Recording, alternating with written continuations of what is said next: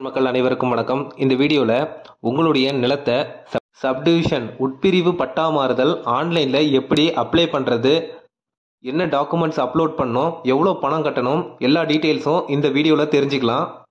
நிலம் அல்லது வீட்டுமனை பகுதிகளை ரிஜிஸ்டர் ஆஃபீஸ் மூலயமா பத்திரப்பதிவு பண்ணி வச்சுருப்பீங்க.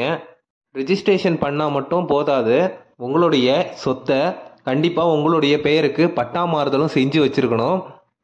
உங்களுடைய சொத்தை உங்களுடைய பெயருக்கு பட்டா மாறுதல் செய்யாமல் விட்டுட்டீங்கன்னா அதனால் எதிர்காலத்தில் நிறைய பிரச்சனைகள் வரக்கூடும். அதனால் உங்களுடைய சொத்தை பழைய பட்டாதாரர் பெயர்லேருந்து உங்களுடைய பெயருக்கு நேம் ட்ரான்ஸ்ஃபர் பண்ணிக்கோங்க. நீங்கள் ஒரு சொத்தை வாங்குறீங்கன்னா அந்த சொத்து பட்டா மாறுதல் செய்கிறதுக்கு முதல்ல நீங்கள் செய்யக்கூடிய விஷயம் சிட்டாவை டவுன்லோட் பண்ணணும். உங்களுடைய பத்திரத்தில் சொத்து விவரம்னு ஒரு பகுதி இருக்கும். அந்த சொத்து விவர பகுதியில் என்னென்ன சர்வே நம்பருக்கெல்லாம் நீங்கள் பட்டா மாற்றம் செய்ய போகிறீங்களோ அந்த சிட்டாவெல்லாம் ஃபஸ்ட்டு டவுன்லோட் பண்ணிக்கோங்க. சிட்டா எப்படி டவுன்லோட் பண்ணுறதுன்ற வீடியோ டிஸ்கிரிப்ஷனில் லிங்க் கொடுக்குற அந்த வீடியோ பார்த்து தெரிஞ்சுக்கோங்க. சிட்டா டவுன்லோட் பண்ணதுக்கப்புறம் நீங்கள் சிட்டாவில் உள்ள ஒரு சர்வே நம்பரில் உள்ள மொத்த இடத்தையும் நீங்கள் வாங்கியிருந்தீங்கன்னா அது ஃபுல்ஃபில்டு பட்டா ட்ரான்ஸ்ஃபர். அதுக்கு தனியாக செப்பரேட்டாக வீடியோ போட்டிருக்கிறேன்.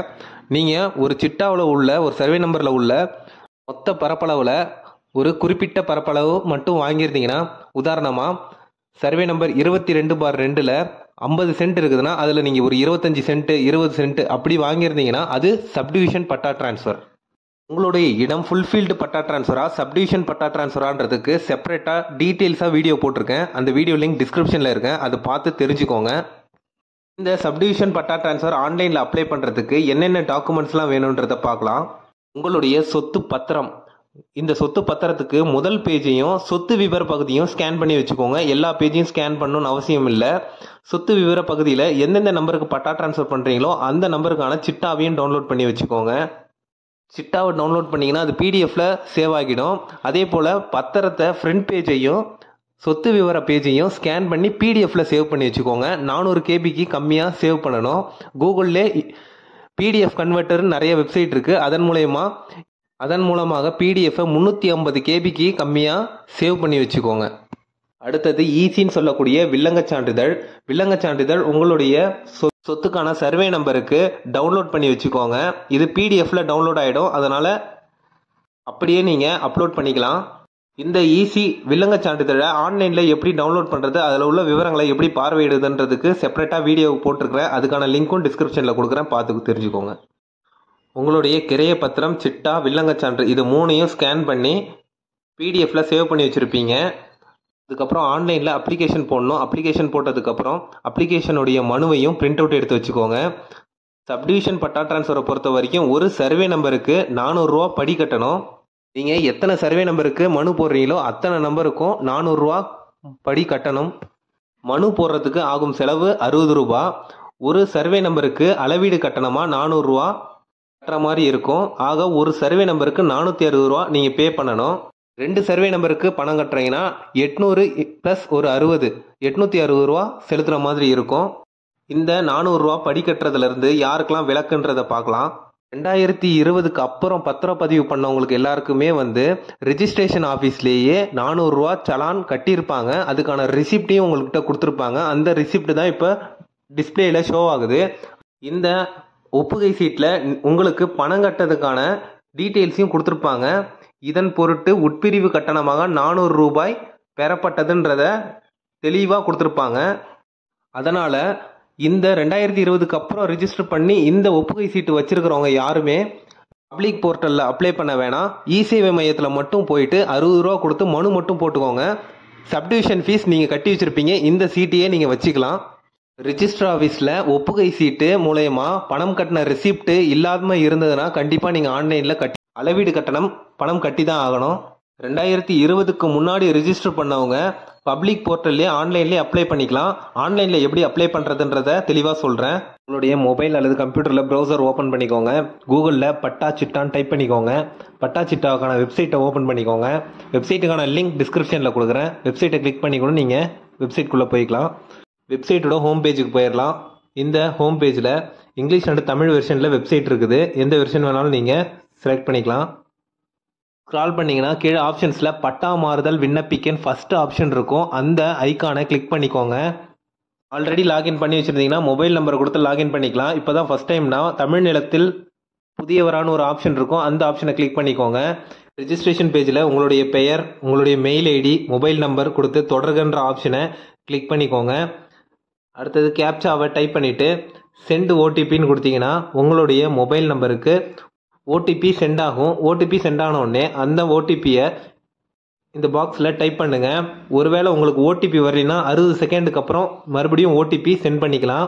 60 செகண்டுக்குள்ளே ஓடிபியை டைப் பண்ணணும். டைப் பண்ணிவிட்டு பதிவு செய்யன்ற ஆப்ஷனை கிளிக் பண்ணிக்கோங்க. இப்போது ரிஜிஸ்ட்ரேஷன் ப்ராசஸ் கம்ப்ளீட் ஆகிடும். மறுபடியும் ஹோம் பேஜில் உங்களுடைய மொபைல் நம்பரை டைப் பண்ணிவிட்டு ஒரு முறை கடவுச்சொல் ஆப்ஷனை கிளிக் பண்ணிங்கன்னா உங்கள் மொபைல் நம்பருக்கு ஓடிபி சென்ட் ஆகும். அந்த ஓடிபி மூலயமா லாகின் பண்ணிக்கோங்க. லாகின் ஆனதும் ப்ரொஃபைல் அப்டேட் பண்ண சொல்லியிருப்பாங்க. ப்ரொஃபைலில் ரெட் கலர் ஸ்டார் டீட்டெயில்ஸ் மட்டும் ஃபில் பண்ணுங்கள். பெயருன்னு உள்ள பாக்ஸில் இங்கிலீஷில் உங்களோட பெயரை டைப் பண்ணிக்கோங்க. தமிழ் பெயருன்றதில் தமிழ் பெயரை உங்களுடைய பெயரை தமிழில் டைப் பண்ணிக்கோங்க. தமிழ் டைப்பிங் இல்லாதவங்க கூகுள் டிரான்ஸ்லேட்டில் இங்கிலீஷில் டைப் பண்ணிங்கன்னா தமிழில் ஆகிடும். அதை காப்பி பண்ணி பேஸ்ட் பண்ணிக்கோங்க. உங்களுடைய பிறந்த தேதி, உங்களுடைய அட்ரஸ் எல்லாத்தையும் டைப் பண்ணிவிட்டு கடைசியாக கண்டினியூன்னு ஒரு ஆப்ஷன் இருக்கும், அதை கிளிக் பண்ணி நீங்கள் அப்ளை பண்ணுறதுக்கான பேஜுக்கு போயிடலாம். நீங்கள் வாங்கிய சொத்து கிராமம் மற்றும் பேரூராட்சிக்குட்பட்ட பகுதியாக இருந்ததுன்னா ஊரகம்னு ஒரு ஆப்ஷன் இருக்கும். உட்பிரிவு பட்டா மாறுதல் ஊரகம் கிரீன் கலர் பாக்ஸில் தெளிவாக எழுதியிருப்பாங்க. இந்த ரெண்டாவது ஆப்ஷனை கிளிக் பண்ணி நீங்கள் அப்ளை பண்ணிக்கலாம்.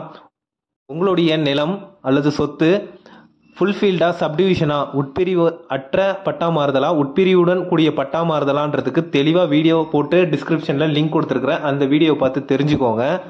உங்களுடைய இடத்த அளந்து பட்டா மாற்றுறதுக்கு உட்பிரிவுடன் கூடிய பட்டா மாறுதல் ஊரகம் ஆப்ஷன் இருக்கும், அந்த ஆப்ஷனை கிளிக் பண்ணிக்கோங்க.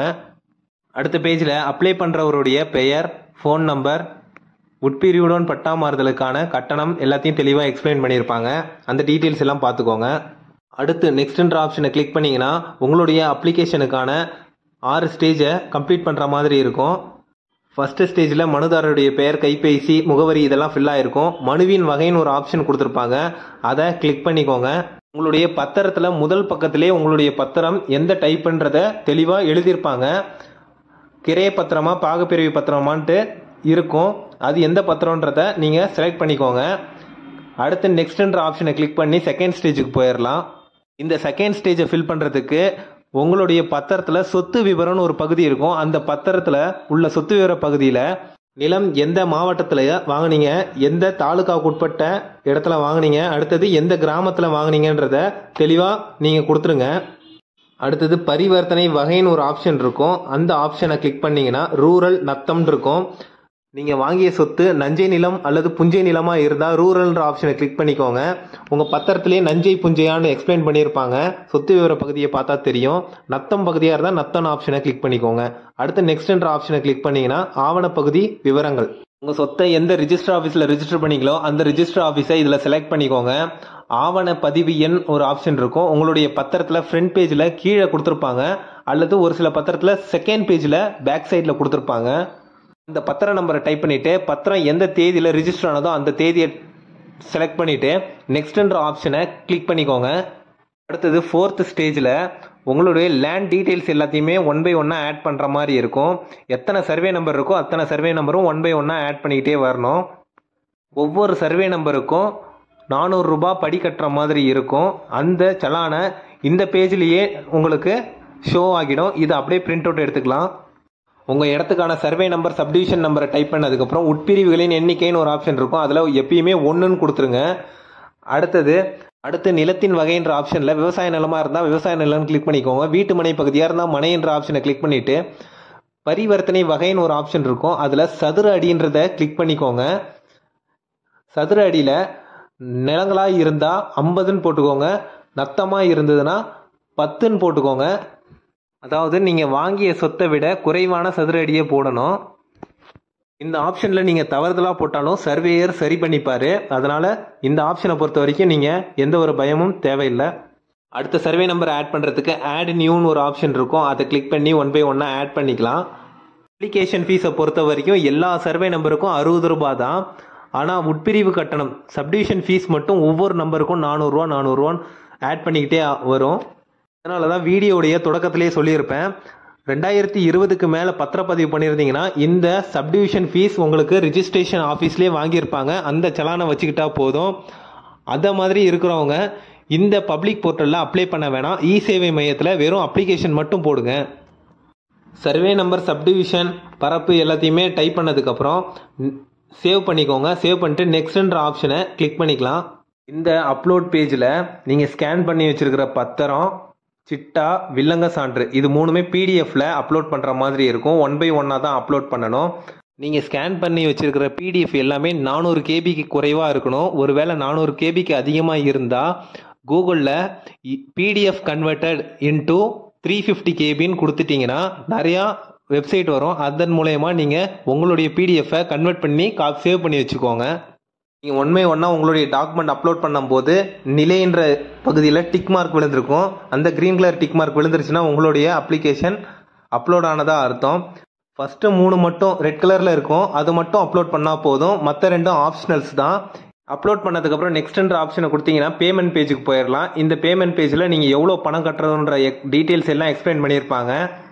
நீங்கள் பணம் கட்டுறதுக்கு முன்னாடி இந்த பேஜை ஸ்க்ரீன்ஷாட் எடுத்து வச்சுக்கோங்க அல்லது பிரிண்ட் அவுட் எடுத்து வச்சுக்கோங்க.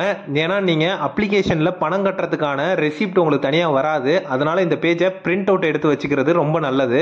அல்லது ஸ்க்ரீன்ஷாட் எடுத்து வச்சுக்கோங்க.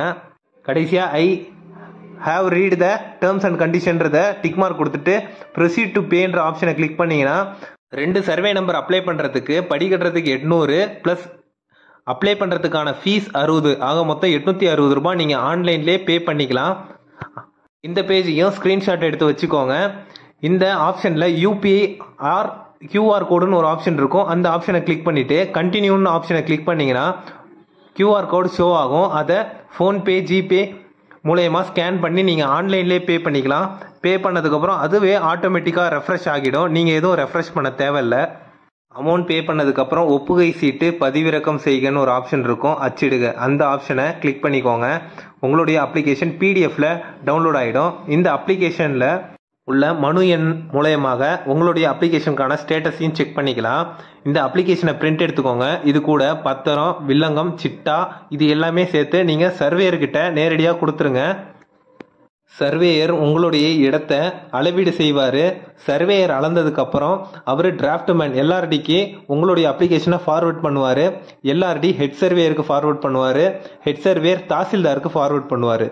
அதன் பின்பு நீங்கள் சிட்டா எடுத்துக்கலாம். மறுபடியும் ஹோம் பேஜுக்கு வந்துடுங்க. இந்த ஹோம் பேஜில் அப்ளிகேஷன் ஸ்டேட்டஸ்னு ஒரு ஆப்ஷன் இருக்கும். அந்த ஆப்ஷனை கிளிக் பண்ணிவிட்டு உங்களுடைய ஒப்புகை சீட்டில் உள்ள மனு எண்ணை டைப் பண்ணிக்கோங்க. டைப் பண்ணிவிட்டு கேப்சாவையும் டைப் பண்ணிக்கோங்க.